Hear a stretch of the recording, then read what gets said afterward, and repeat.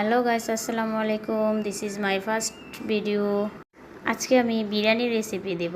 প্রথমে দিয়ে দিলাম তেল, পেঁয়াজ, এলাচ, দারচিনি, তেজপাতা, দিয়ে দিলাম রসুন বাটা, দিয়ে দিলাম পরিমাণ মতো আদা বাটা।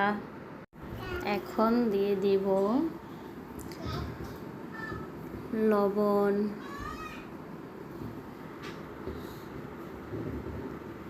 তারপর দিয়ে দিব পরিমাণ মতো জিরা গুঁড়ো।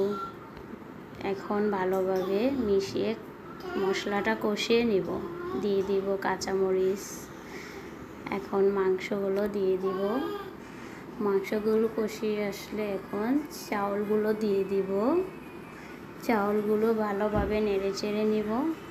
দিয়ে দিব পরিমাণ মতো পানি। পানিটা আর নাই দেখালাম আপনাদেরকে। এখন বলক এসে পড়লো, আর কিছুক্ষণ হলেই হয়ে যাবে।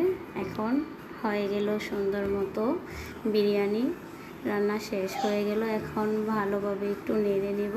খুব ভালো সুন্দর একটা স্মেল আসলো। কেটে নিলাম শসা, লেবু।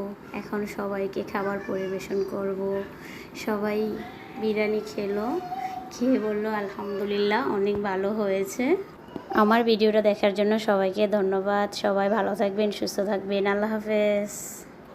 হ্যালো গাইস, আসসালামু আলাইকুম। This is my first video. আজকে আমি বিরিয়ানি রেসিপি দেব।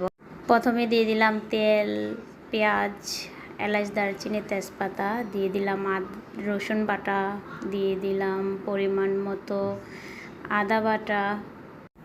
এখন দিয়ে দিব লবণ,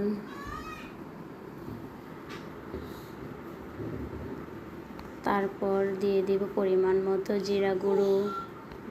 এখন ভালোভাবে মিশিয়ে মশলাটা কষিয়ে নিব। দিয়ে দিব কাঁচামরিচ। এখন মাংসগুলো দিয়ে দিব। মাংসগুলো কষিয়ে আসলে এখন চাউলগুলো দিয়ে দিব। চাউলগুলো ভালোভাবে নেড়ে চেড়ে নিব। দিয়ে দিব পরিমাণ মতো পানি।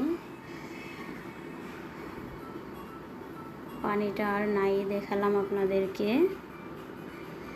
এখন বলক এসে পড়লো, আর কিছুক্ষণ হলেই হয়ে যাবে। এখন হয়ে গেল সুন্দর মতো বিরিয়ানি রান্না শেষ হয়ে গেল। এখন ভালোভাবে একটু নেড়ে নিব। খুব ভালো সুন্দর একটা স্মেল আসলো। কেটে নিলাম শসা, লেবু। এখন সবাইকে খাবার পরিবেশন করব। সবাই বিরিয়ানি খেলো, খেয়ে বলল আলহামদুলিল্লাহ।